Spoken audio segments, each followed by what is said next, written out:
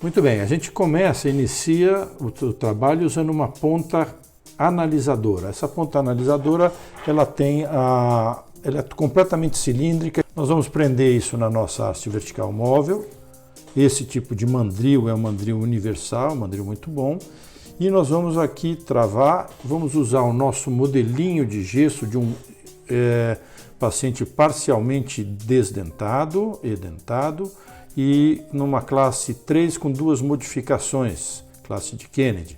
Nós vamos prender nessa base porta-modelo.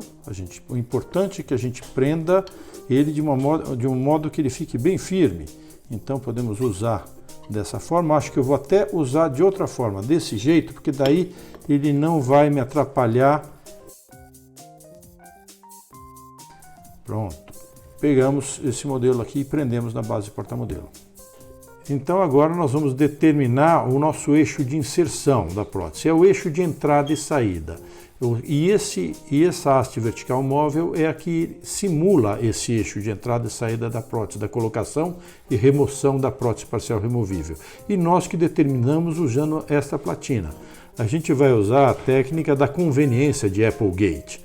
Então a conveniência nos diz o seguinte, que nós temos que equilibrar as áreas retentivas das áreas expulsivas. Por exemplo, se eu inclino o meu modelo muito para esse lado, eu vou ter muita retenção na vestibular desse premolar, porém eu acabo tendo pouca retenção aqui na outra vestibular. Então o ideal é que a gente tenha um equilíbrio de todas as faces do nosso modelo. Essa ponta analisadora ela é completamente cilíndrica, como a gente já falou, e nós vamos observando e verificando o que a gente julga adequado para a gente. Aqui, por exemplo, na vestibular desse premolar, eu tenho alguma retenção aqui, tenho alguma retenção na vestíbulo mesial aqui, tenho alguma retenção também nessa face vestibular desse molar, tenho alguma retenção também nessa face vestibular desse premolar e nesse canino.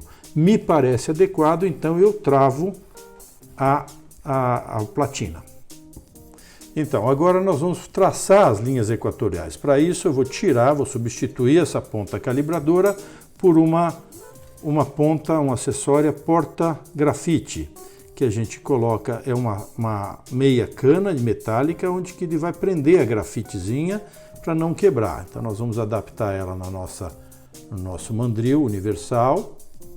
Isso, então está aqui. Ela continua paralela ao eixo de inserção da prótese. Nós vamos começar o traçado pelos dentes próximos ao espaço protético, dessa forma. Aqui, ó.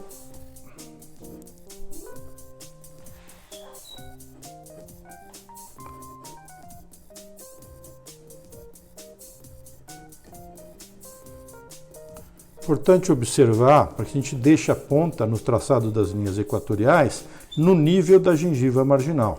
Senão a gente começa a traçar, riscar o modelo e isso está errado.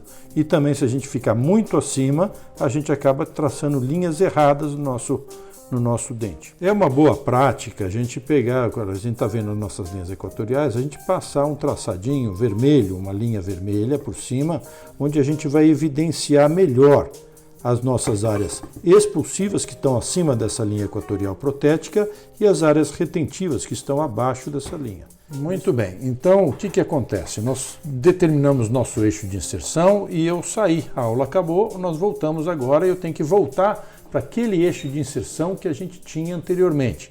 Para isso a gente confeccionou esse perpetuador, que é um disquinho de resina e a gente coloca 3 pontos estratégicos. Vamos prender nosso modelinho na platina, como a gente fez anteriormente, prendeu, deixa a articulação solta, vamos encaixar o nosso perpetuador da maneira que a gente fez, vamos colocar isso no nosso mandril, prender no mandril e agora eu abaixo. Quando eu abaixo, você vê que ficou certinho, posso forçar um pouco aqui, está lá certinho na posição e eu travo a platina nesta posição. Daí eu posso levantar e pronto, nós temos aqui a nossa posição de eixo de inserção que a gente fez na outra aula, na outra sessão.